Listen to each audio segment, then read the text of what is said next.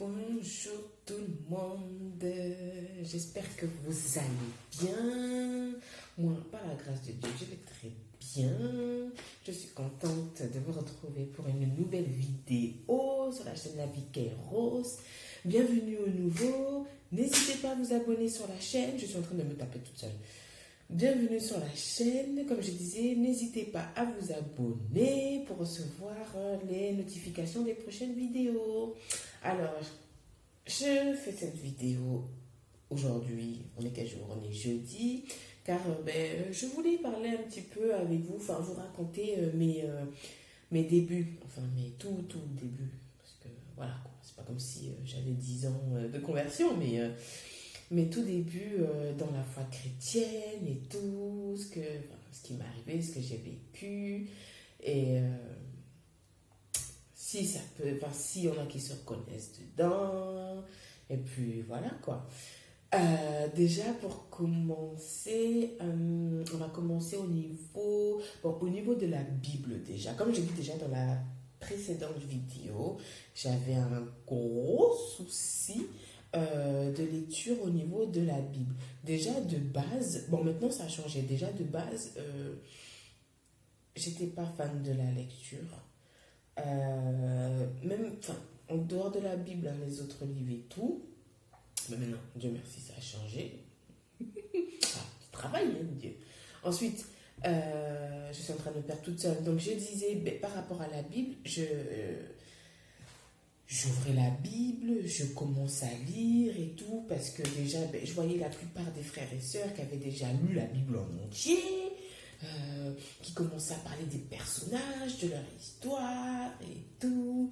Donc, moi aussi, voilà quoi, moi aussi je voulais connaître, je voulais savoir méditer la Bible, même commencer à savoir mémoriser des versets et tout. Mais le problème, c'est que dès que je commençais à lire la Bible, j'avais le sommeil qui venait. Mais franchement, en même pas 10 minutes, j'avais déjà sommeil, quoi. I don't know why. J'espère que ça m'enlève ça. C'était vraiment difficile, en fait. En plus, le truc, c'est qu'en plus, j'avais pris une version qui n'était pas facile me concernant, on va dire. C'était une version, pourtant c'est la version que tout le monde a à peu près, c'était la Louis II, mais pour moi, il y avait des mots, je ne comprenais pas. C'était vraiment compliqué, quoi. Allez, je fermais la Bible, je laissais et tout. Ensuite, quelques temps plus tard, je revenais, j'essayais, je laissais. Je me suis lancé des défis même de lire la Bible en entier pendant 1 an et tout. Déjà, c'était même pas pour, pardon, mais c'était même pas pour être nourri spirituellement, mais c'était histoire de l'avoir lu, quoi, en fait. Euh, et puis aussi, je voulais malheureusement un peu copier des chrétiens, enfin, les chrétiens, les frères et sœurs qui avaient déjà des années d'expérience dans le Seigneur et tout. Et donc, du coup, c'était comme une espèce de. Pas pression, mais bon, voilà quoi. Challenge. Enfin, c'était vraiment. Voilà quoi. Il fallait absolument que j'ai réussi à lire la Bible, quoi. Alors que. J'ai fait ce challenge-là, je l'ai lu entièrement pendant 1 an, mais je l'ai lu pour le lire, quoi. Donc, bon, Dieu merci, ça a changé. Maintenant, j'ai compris que déjà, c'est pas la course, que c'est sûr qu'il faut se nourrir spirituellement, mais c'est pas j'avale un livre entier, en fait, sans avoir déjà rien compris, sans avoir lu pour le lire, enfin, sans rien derrière, quoi. Donc, par rapport à ça, ensuite, concernant la méditation, clairement, je faisais pas. Je faisais pas. Après, sachant que aussi, pour moi, je confondais en fait méditation et étude biblique. Parce qu'on m'avait pas vraiment parlé. En fait, pour moi, c'était un peu comme la même chose, quoi. C'est comme si, en fait, tu lis un passage. Et tu lis ce que tu as compris, tu réponds à des questions et tout. Donc, ok, l'étude biblique, pas de souci. Mais du fait par rapport à la méditation, qu'est-ce que tu comprends? Qu'est-ce que tu peux prendre là-dessus pour ta vie personnelle, ce genre de réflexion et tout. Ben, je me les posais pas, je peux pas me donner d'excuses, je ne savais, enfin, je veux dire, je ne savais pas, mais enfin bon, voilà quoi. Donc aussi de la méditation, c'était ça. Et ensuite, concernant la prière, pardon. Euh, Ça, c'était quelque chose aussi, hein. Pourtant, comme je l'avais dit dans mon témoignage, le soir, j'allais dans le balcon, je regardais le ciel et j'allais parler à Dieu. Donc, même sans le savoir, ça, en fait, c'était prier. Hein. Donc, je suis arrivée à Christ. euh, et j'ai encore fait la même chose qu'il ne faut pas faire quand on arrive à Christ, c'est regarder comment ils font les autres. Les voir faire des prières de 30 minutes, sortir toutes les phrases pas possibles et tout. Je ne suis pas là pour juger, hein. C'est leur cœur et ce qu'il y a à dire. Mais dans moi, c'est ce que je voyais, moi. C'était vraiment pour moi des phrases, franchement, c'était un niveau, quoi. Dans le sens, merci Seigneur pour ce que tu fais, merci pour ton sang coulé à la croix, merci pour ton œuvre rédemptrice, tu es le chemin, la vie, la vérité, merci pour tes sept versements de sang, tout. Pour moi, c'était des choses vraiment, je veux dire incroyables, mais quand tu arrives à peine en Christ et que tu sais juste seulement dire merci Jésus, ben écoute, voilà quoi. Tu as envie d'arriver à ce niveau-là, quoi. Et j'avais tendance à me comparer. Je disais, mais comment moi je sais pas faire ça et tout, comment je vais faire et tout. Elle arrive à prier tant. J'avais complètement sorti de ma tête que c'était des personnes qui avaient donné leur vie à Christ il y avait déjà peut-être 5 ans même, peut-être 10 ans même.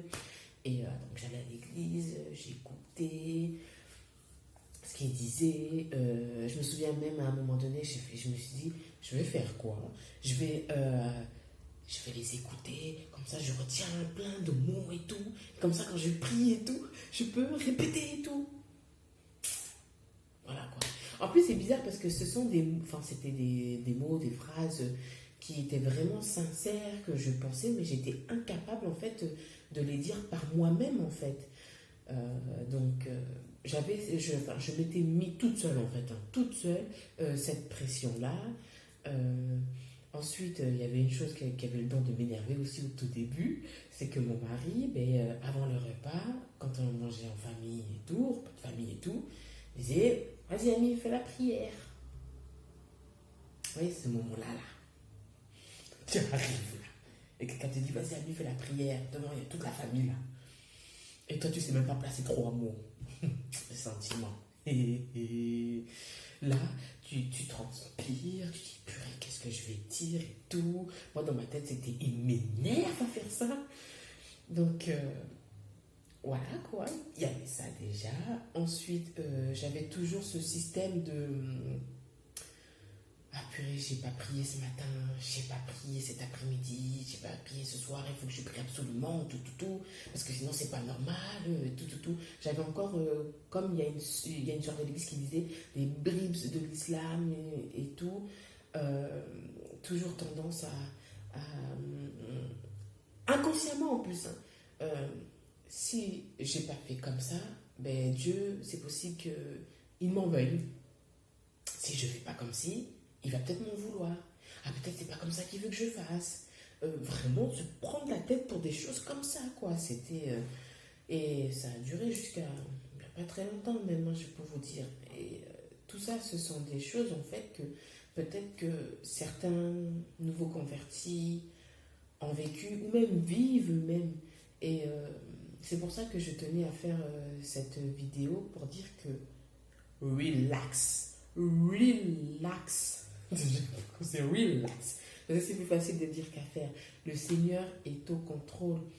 Vous avez déjà entendu cette phrase-là, mais le Seigneur fait grâce en fait. Il sait d'où l'on vient, il sait comment on fonctionne, il est là pour nous corriger s'il le faut, pour nous parler, pour nous façonner, pour nous aider. Il sait très bien que on ne peut pas changer tout du jour au lendemain. Par rapport à la prière, il ne regarde pas la manière dont nous sommes habillés, parce que je sais qu'il y a certains chrétiens qui mettent encore des foulards ou des trucs comme ça. Et Dieu ne regarde pas ça, il regarde au cœur. Hein. Il regarde au cœur. Je sais que ben, je connais personnellement, c'est pour ça que je dis ça. Il y en a qui, ben, il faut qu'ils aient entre guillemets leur rituel, quoi. Qu'il faut qu'ils soient dans de bonnes dispositions, tout. Il faut qu'ils aient leur liste de prières. Il faut, enfin, tout ça. Euh, Mon frère, ma soeur, arrête ta chorégraphie. Dieu ne regarde pas ça. Hein. Il ne regarde pas ça. Il regarde ce qu'il y a à l'intérieur. Il regarde ce que tu dis. Est-ce que ce que tu dis correspond à ce qu'il y a dans ton cœur? Donc, les. Oh, je me pose et tout. Non, c'est pas la peine. C'est pas la peine. Là, elle doit dire. Enfin, il y en a qui vont regarder et vont dire, mais pourquoi elle dit ça, elle? Je sais pourquoi j'ai dit ça. C'est parce que j'en ai entendu parler. Il y en a qui font ça. Donc, comme j'ai dit tout à l'heure, on se détend. On parle comme moi je parle. Et le Seigneur, il est content. Même un simple je t'aime. Un simple je t'aime sincère qui vient du cœur. En plus, même pas besoin de le dire à voix haute. Tu le dis au fond de toi, Seigneur, merci. Ah, je t'aime. Je suis contente que tu m'aies choisi, que tu sois avec moi et tout, au fond de toi. Ça, c'est une prière et le Seigneur, il prend, il est content et tout. Et franchement, le jour où j'ai pris conscience de ça, mais franchement, soulagement, quoi. Soulagement. C'est vraiment bizarre hein, de dire ça, mais bon, c'est comme ça. C'est des choses, en fait, qui partent au fur et à mesure du temps. Mais c'est vrai qu'au tout début, quand tu arrives dans la foi, tu te mets la pression, mais vraiment pour rien, quoi. Donc ça, et puis après aussi, j'avais aussi ce gros problème-là par rapport à la prière, parce qu'on sait très bien qu'il faut aussi se baser sur des versets quand même bibliques pour, pour prier, pour faire certaines requêtes, enfin, demander et tout. Et moi, ça avait tendance à me ramener à l'islam, quoi. Et j'avais ce gros problème-là, du coup, moi, dans mes prières, jamais j'utilisais de versets bibliques. C'était... je parle, quoi. Je parle à Dieu. Et encore des fois, c'était même limite égoïste, hein, pardon. Hein. C'était je parle, mais je laisse pas Dieu me répondre. Ami, tu te tais pas, blablabla. Bla, bla, bla, bla, bla. Parce que déjà, ce qu'il faut savoir, c'est qu'en temps normal, je suis pas quelqu'un qui parle beaucoup.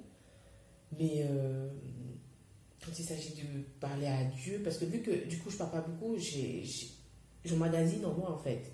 Et donc quand je parle à Dieu, c'est blablabla, je mitraille, quoi. Et donc il y avait ça aussi. Et oui, comme je disais, je ne te disais pas de verset biblique. C'est je parle. Ok, pas de souci. Parce que j'avais ce problème-là, je ne voulais pas en fait encore connaître des versets bibliques. Vous voyez, soit versets bibliques, bref. C'était vraiment n'importe quoi. Versets bibliques et tout, ensuite les appuyer dans ma prière, tout. Alors que sa parole est vérité. Mais voilà, j'avais ce problème-là. Il y avait ça aussi. Et ensuite, concernant le jeûne, ça aussi, il faut que je vous en parle. J'avais un problème par rapport au tout début, j'avais un problème par rapport à ça parce que ça avait tendance à me faire penser au Ramadan. Ouais, voilà. C'est vraiment bête, hein, mais moi j'avais ce problème-là. Il y a plusieurs sortes de jeûnes, mais moi je n'y arrivais pas. C'est pas que je n'arrivais pas à jeûner, c'est pas ça, mais c'est que dans ma tête, j'avais le sentiment que c'était un peu comme le Ramadan. J'avais du mal à dissocier ça en fait. Et donc c'était compliqué. J'étais là, j'ai dit, mais le jeûne c'est facile, tu manges pas, tu bois pas. Ok, moi je connais ça, tout. Ok, il m'est même arrivé même de dire merci Seigneur et directement dans ma tête, on se Ramadan quoi. Et du coup j'avais ce gros problème là et j'ai dû faire un gros travail, enfin pas moi, le Seigneur pour comprenne que en fait le jeûne c'est pas pour te faire pardonner de tes péchés. C'est pas ça en fait. C'est juste en fait te priver des choses que tu aimes afin que ton esprit soit disposé. Mais moi j'ai mis du temps en fait. J'ai mis du temps. Et si je vous parle de toutes ces choses-là, c'est que je sais que je ne suis pas la seule. Voilà. Et ce que j'aimerais dire, c'est relax. Encore. Relax. Le Seigneur fait grâce. Le Seigneur nous connaît. Le Seigneur travaille en nous. Faut pas se précipiter. Faut pas copier sur les autres. C'est pas la peine, ça sert à rien. Chacun son couloir, chacun son destin, chacun son rythme aussi. Donc voilà, certes les frères et sœurs, on est là pour s'aider mutuellement, pas pour se copier l'un l'autre, ça sert à rien. Donc voilà pourquoi je tenais à faire cette vidéo. Donc maintenant, vous savez comment moi j'ai débuté. Au jour d'aujourd'hui, je remercie le Seigneur parce qu'il a fait un gros travail sur moi. Et puis, ce n'est pas terminé. Il y a encore beaucoup de choses à changer et tout à améliorer. Et le Seigneur nous aime, il ne nous abandonne pas, il ne va pas nous rejeter. Et c'est, pardon pour le terme, mais c'est pas le père Fouettard. Voilà. Donc, il est avec nous, il comprend comment nous fonctionnons. De toute façon, même si il y a quelque chose qui ne va pas, il va nous le faire comprendre. Donc, voilà. Et je le remercie vraiment pour tout ce qu'il a fait dans ma vie depuis que j'ai donné ma vie à Christ. Et même avant, parce que je m'étais aussi posé la question, mais pourquoi que maintenant, en fait? Pourquoi c'est que maintenant, en fait, que je deviens chrétienne? Pourquoi certains chrétiens naissent chrétiens et pourquoi moi, enfin naissent chrétiens, vous me comprenez, dans une famille chrétienne, et pourquoi moi, musulmane et ensuite chrétienne, quoi. Et je me suis posé toutes ces questions-là, en fait, et je me suis dit, et même j'en ai même envié. J'en ai même envié. Je me suis dit, mais franchement, les chrétiens qui sont nés dans la religion chrétienne, franchement, ils savent pas la chance qu'ils ont et tout. Moi, j'aurais bien voulu être à leur place et tout. Pourquoi pas moi? Et tout, toutes ces choses-là, toutes ces phrases-là, les frères et sœurs, on connaît, hein, on sait, vous vous êtes aussi posé cette question-là. Là. Je me suis posé toutes ces questions et en fait, le Seigneur, en fait, il a des projets de paix et de bonheur. Pour avoir des projets de paix et de bonheur, ou si on a un destin, on a un appel, en fait. Et pour cet appel, il faut qu'il nous prépare. Donc, je t'invite à te poser la question, parce qu'en fait, on sait très bien que notre appel, enfin, notre vie passée, en fait, nous prépare, en fait, à notre appel. Donc, je t'invite à te poser la question dans ta vie passée, que tu sois musulman, bouddhiste, ou tout ce que tu veux. Qu'est-ce qui va te servir, en fait, pour ton appel plus tard? Enfin, pour ceux qui connaissent déjà leur appel, parce que je sais qu'il y a un certain chemin. Mais en fait, rien n'arrive par hasard. Il n'y a pas de hasard. Donc, je t'invite un peu à méditer, à prier, à demander au Seigneur, en fait, qu'est-ce qu'il veut de toi exactement. Même, tu peux carrément lui poser. Moi, j'ai demandé pourquoi tu m'as mis, pourquoi j'étais musulmane avant. J'ai demandé. Donc, voilà. Et il va répondre. Il va répondre. Donc, voilà. Sur ce, j'espère que cette vidéo vous édifiera, vous aidera dans votre marche en Christ. N'hésitez pas à liker la vidéo, à la partager. Et on se retrouve à très vite pour la prochaine vidéo. Bye!